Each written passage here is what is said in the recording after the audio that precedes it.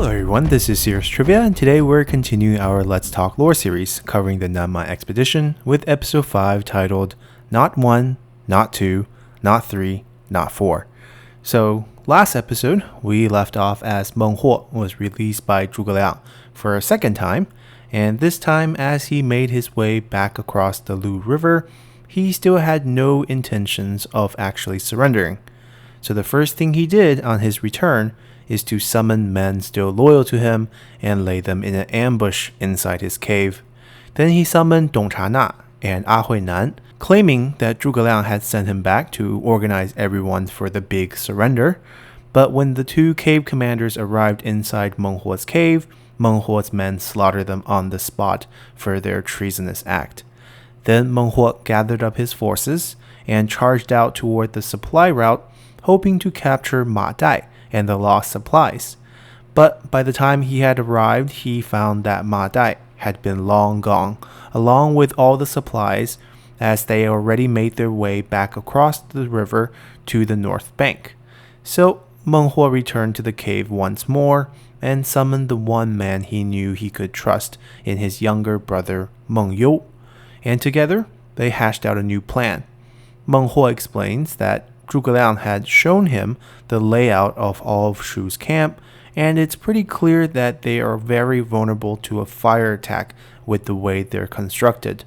So, if we play along with this false surrender, we can score a huge victory even with our weakened force.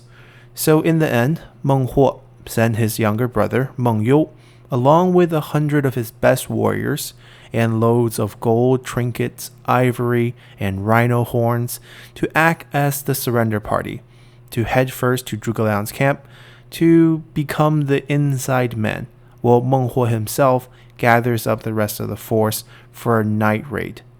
However, just as Meng Huo's party crossed the river, they were greeted by Ma Dai's forces, as they were halted and told to wait by the river until the Prime Minister is ready to see them. So as Ma Dai held Meng Huo's party hostage, a messenger was sent back to the Shuhan camp where Zhuge Liang was in a meeting with his top advisors, including Ma Su, Lü Kai, Jiang Wan, and Fei Yi. And when Zhuge Liang heard that Meng Huo's own brother, Meng Huo, was here with tributes ahead of Meng Huo's surrender, he didn't say a word, and instead looked to Ma Su and asked him what his thought on the matter was. Ma Su answers he has an opinion on the matter, but is afraid to voice it out loud, so perhaps he can write it down for the Prime Minister's consumption alone. Zhuge Liang nods and hands Ma Su a piece of paper, and soon after Ma Su finished writing, Zhuge Liang scanned it over and laughed as he clapped his hand in agreement. He tells the room that the plans to capture Meng Huo once again has already started, as he summons Zhao Yun and Wei Yan to the tent, and whispered separate commands to them both, before also summoning Wang Ping, Ma Zhong, and Guan Suo for other commands. Then, after everyone was dismissed to their assignments, Zhuge Liang tells Ma Dai's messenger to head back now and allow Meng Huo to come through the checkpoint. Very soon, Meng Huo and his 100 men arrives at Zhuge Liang's tent with carts filled with exotic treasures as Meng Huo introduced himself to the Prime Minister. Zhuge Liang smiles back and asks Meng Huo where his brother Meng Huo is at the moment, and Meng Huo answers, "My brother is still at the caves gathering the men and finding more treasures to present as tribute to the emperor, as all these treasures here are for you, Prime Minister." Zhuge Liang then asks Meng Huo, "How many men did you bring with you?" Meng Huo responds, "We just have 100 men here to help push the carts and guard the treasure." Zhuge Liang nods and invites them outside, where food and wine were already prepared. Back inside Meng Huo's cave, 2 scouts reported back that Meng Huo's party had made it safely into the Shuhan camp finally, and that Zhuge Liang is overjoyed by the tribute and has prepared a feast for Meng Huo. Hearing this, Meng Huo is delighted, as he split up his remaining 30,000 men into 3 separate teams, numbering 10,000 each, and armed them with fire starters as he prepared them for the night raid. He carefully instructed his men on the whereabouts of the 4 Shuhan encampments and details where to set fire, and by dusk, his group departs the cave, heading straight for Shu Han's camp. And after crossing the Lu River, he bids his 3 team farewell and wishes them luck, as he and 100 of his most trusted guards continue to proceed to Zhuge Liang's main camp. However, when they entered, the whole camp was empty, except for his brother and the 100 warriors, who are now all passed out on the ground. And before Meng Huo could react, fire arrows lit up the night sky as the encampments went ablaze. Dragging his brother out of the fire, Meng Huo scanned the north bank of the Lu River and could see that the other 3 encampments along the north bank are all ablaze as well. And before Meng Huo could even regain contact with the other 3 groups, Wang Ping's forces charged out from the north, and Meng Huo could only look for an escape route.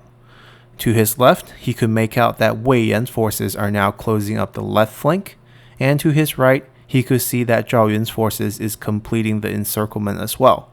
So the only direction left to flee is south back towards the river. So Meng Huo abandons his brother and flees to the river, and luckily when he gets there, all their ferries were still on the north bank. But unfortunately, men were standing on top of those ferries as Ma Dai and his men got off and invited Meng Huo back towards the Shu Han camp. So once again, Meng Huo is tied up and presented to Zhuge Liang. And for a third time, Zhuge Liang asked him if he is willing to concede defeat. And for his third time, Meng Huo provides an excuse, claiming that his brother was drugged, or else it would have been a fair fight, where his brother would act as the inside man, and his forces would have clobbered the Shu Han forces. Zhuge Liang smiles again and says, "Well, I'm gonna let you go again, but next time, if I capture you, I won't let you off as easily." Meng Huo thanks Zhuge Liang again and promises that he and his brother will head back and reorganize their forces for a proper showdown. So as Meng Huo left this time, he could see the Shu Han forces already ferrying themselves across the Lu River and making camp on the south bank inside their caves. So clearly, this outpost is lost, and he and his men would have to flee farther south this time, and that the natural barrier of the Lu River is no longer under their control. So with Meng Huo fleeing farther south and the Shu Han forces making camp on the south side of the Lu River, many of the Shu Han officers offered their congratulations to the Prime Minister for scoring yet another victory. Some of them asked the Prime Minister how he knew that Meng Huo was going to raid the camp, and Zhuge Liang answers, "I purposely ordered these camps to be built with straw and dried wood, so that when I showed it off to Meng Huo, he will get the idea of conducting a fire raid on us. But instead, we turned it into a tinderbox to trap his force instead." Zhuge Liang continues, "But with this release, Meng Huo is definitely going to be fleeing farther south, and I'm afraid we're going to have to venture even deeper south before we can finally resolve this conflict once and for all." So indeed, the Shu Han forces continued their march past these caves on the south bank of the Lu River until they hit another river farther south named Xi'er River. And thankfully, this river is much calmer and not as wide as the Lu River. So all the Shu Han forces needed to do was to cut down a bunch of bamboo and throw them into the river at the narrowest point to form a floating bridge that would allow the whole army to cross without any issues. And once across, Zhuge Liang ordered the construction of 3 encampments in a line, nesting right on the south bank of the Xi'er River to await for Meng Huo's arrival. And indeed this time, Meng Huo fled farther south into a cave named the Silver Pits, where he stashed most of his treasures, so he started distributing these treasures to the 8 tribes and 93 villages that are scattered throughout the south for the Nanman people, to purchase mercenaries to his cause. And the first group to arrive were 100,000 saber shield guards, and with this infusion, Meng Huo eagerly marched back north to face off with Zhuge Liang for their round 4. And when these two forces met this time, Meng Huo marched out with 10,000 of his newly acquired saber shield guard to challenge the Shu Han camps. And Zhuge Liang marched out in response, and seeing these new troops for the first time across the battlefield, Zhuge Liang notes that these men wore thick leather armor made from rhino skin, and on their heads were crimson helmets, and in their left hand were a big rectangular shield, where in their right hand was a large saber, and some of them were even riding red-maned water buffaloes as their mounts. And after seeing this strange sight for the first time, Zhuge Liang promptly ordered a retreat back to the encampment to hold a defensive position without a fight. And despite how much Meng Huo's men tried to yell, scream, and shame Zhuge Liang to come out for a proper fight, Zhuge Liang refused to let his men out for the next several days. And even as some of the Shu Han officers offered to lead an attack, Zhuge Liang refused and told them to hold the defensive position, and this is not up for discussion. So a week went by before Zhuge Liang finally summoned his officers, only to announce that they're now going to abandon all 3 encampments and retreat north back across the Xie River. Confused, many of the officers protested that they have not even had a chance to fight this new army. But Zhuge Liang explains that this retreat is going to be a trap. And the first step in this trap is that we'll be placing extra torches at night in all 3 encampments. And then, when we make the retreat, Ma Dai and his forces will actually stay behind to move the bamboo to form a new floating bridge farther downstream. And then, Zhao Yun and Wei Yan's army will actually turn around and recross the river downstream without the enemy knowing. So, on the next night, the army pulled out in silence, and without Meng Huo's men knowing, because the extra lights from the torches made them worry that Shu Han forces were actually getting reinforcements.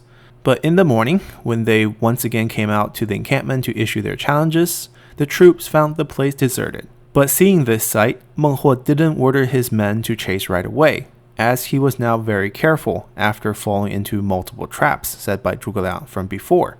So instead, he sent in scouts to check out the camps, and after the scouts reported back that these camps are indeed completely empty, and that actually a lot of the supply carts were left behind, filled up with supplies and food. So armed with this information, Meng Huo is relieved and now believes that something must have happened back in the north for the Shu Han forces, whether it's attack by Wei or Wu. So now, believing it's his opportunity, Meng Huo orders his men to give chase. But the Xie River proved to be an obstacle, so he had to wait a day to order his men to also cut down bamboo from nearby to form a floating bridge. But by the time this was completed and he was across, what was awaiting him was not a trail of fleeing enemies, but rather 3 identical-looking encampments as the ones on the south bank, except this time they were on the north bank, and all 3 of them have banners and flags filled up to the brim on the wall, as if they were heavily garrisoned. Now, whereas Meng Huo was super careful about the 3 camps on the south side, this time Meng Huo, who was already convinced that these are going to be empty and that the banners, much like the torches, are mere illusions to scare them off their pursuit, orders his men to ignore the forts and charge ahead to give chase to the fleeing enemy. But unfortunately for him, this time these encampments were indeed filled to the brim with amped up Shu Han forces ready for a real fight after being forced to sit still for a week by their prime minister. And out of nowhere, it seems, the Shu Han forces poured out of these encampments upon an unsuspecting Meng Huo, whose forces scattered almost immediately as formations broke and ranks fell apart as thousands raced back toward the floating bridge to run back towards the south bank. Yet on the south bank, unbeknownst to Meng Huo's forces, Ma Dai, Zhao Yun, and Wei Yan had already made the crossing back downstream and now awaited for them in the 3 abandoned encampments. And trapped in between these 6 encampments and the Xie River, Meng Huo and around 10 bodyguards took to the hills on the east side that seems like the only side without enemies to try to escape. And as they climb this hill, they spot Zhuge Liang waiting for them in his mobile war cart not far away. Zhuge Liang laughs at them and says, "I have been waiting for you here for a long time." Furious over all the times he has been captured so far, Meng Huo decides that even if he will die here, he can bring Zhuge Liang to hell with him, as he orders his remaining men to charge at Zhuge Liang's relatively small party. Unfazed, Zhuge Liang doesn't even budge as Meng Huo's party gets closer, and then a loud thud as the earth beneath Meng Huo's party collapsed to reveal a big hole in the ground. It turns out this was a pit trap set here by Zhuge Liang as he awaited for Meng Huo to show up, as the east side was the only side he didn't place any men. And out of nowhere, Wei Yan and 100 guards appeared with nets that were immediately thrown on top of the trapped group. And when they were dragged out, Zhuge Liang walks up to Meng Huo again, and with the same nice smile, asks him for a fourth time. You are once again my prisoner. Do you concede defeat now? And to find out how Meng Huo answers this time, come back next episode as we'll continue our Nanman lore series. So thank you guys for watching, and see you then. Bye!